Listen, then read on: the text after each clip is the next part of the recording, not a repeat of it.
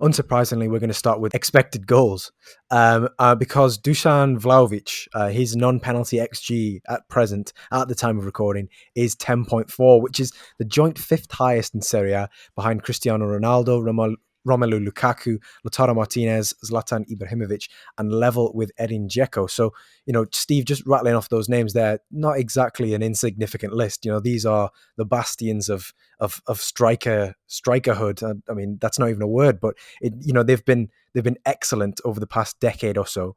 And Dušan Vlahović is up there with them. He's got 13 goals in roughly 2,000 Serie A minutes. He accounts for 31% of Fiorentina's non-penalty XG this season. He's had a very, very large influence on them getting goals. And I think without him, based on what you were just saying there about sort of disappointments, they'd be in real trouble without how consistent he has been. Yeah, I think per 90, I think he drops down a bit to maybe 12th or 13th. But in a team that hasn't been very good, he's the guy that needs to score pretty much. I think he's got 10 non-penalty goals, 13 goals in total, and just been quite consistent in a team that, as I said, has really, really needed his goals. But he's kind of still a player that can't really pinpoint exactly what it is they're using to turn into like an elite player. He's good off the shoulder, quick, quite tall, and has some pretty good penalty box instincts. But I think trying to take that step to the Lukaku level, Martinez, Zlatan, all those guys that you rattled off, I think he really needs to develop. Getting more involved in the play. At the moment, I see him more as a guy that really feeds off things off the shoulder, but doesn't really give you a lot creatively, which I think if you go and look at players like Zlatan, Dzeko, Lukaku, they're giving you a lot more in terms of assists, dropping into the channels, and just working with other players, wingers. Like Vlahović has a lot of talent around him to feed off in Ribéry, Castrovilli. They've got a good squad, and I think that's probably the thing he needs to focus on to take that next step. Yeah, obviously Fiorentina in the bottom half of the table, but they're also in the bottom half in terms of a number of stats. So their possession share, the shots on target per 90, in the actual table, they're 14th. Vlahović is in that top 5 or 6, though, obviously dropping down when you put it into per 90 terms, because obviously he has been so integral. They haven't really been able to play without him. But I think the stats aside, using that as sort of a marker, but sort of around that, there's been quite a nice variety to his finishes. I know that he's not really bringing a great deal in terms of the creative side of things, but it's similar to, on the Premier League edition of this Standout Stats podcast with Mark Carey, we discussed Dominic Calvert-Lewin. And that he was constantly getting into good areas on the pitch to finish these chances. And with Vlahović, I think there's quite a good range in terms of I think he's scored one from quite long range against Benevento.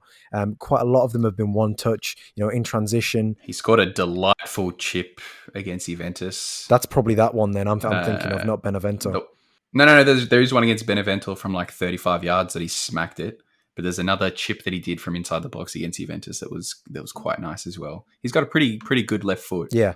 When he gets onto one. Yeah, and we saw earlier in the week, or it may have been last week, that Stan Collymore was on Twitter describing things as all this pointless jargon in modern day football, and they were all pretty ordinary terms. But if Stan Collymore is sort of listening to this, then we describe him as Dušan Vlahović as a proper number 9, because he does have good range, but also sort of on what myself and Steve are looking at right now is a shot map of Dušan Vlahović's goals this season, and Steve, they are pretty much all in a line. Yes, it's a straight line from the goal to the penalty spot, and it's about 7 or 8 goals there. One on the left, that's the chip against Juventus, and one outside the box, which was that long-range curler against Benevento.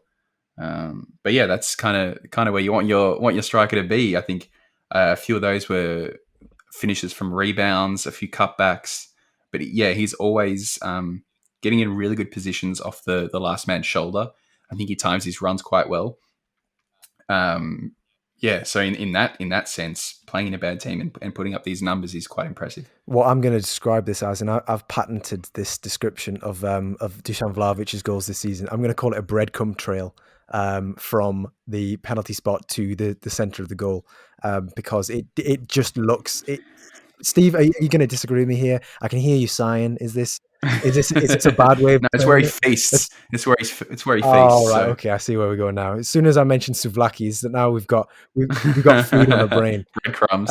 But yeah, as a defender, these are the areas that you want to stop strikers getting in. And I'd like to see actually Vlahovic's conversion rate from this very, very fine sliver of the pitch that he seems to score all of his goals from. Because I mean, I haven't included penalties on this graphic, but there's there's still 7 or 8, as Steve was saying. So it's very, very impressive. It's the space that you really want a striker to be in. And if he's converting those chances, you can't really have any complaints. It's the rest of the team that need to sort of pick up the slack in that sense.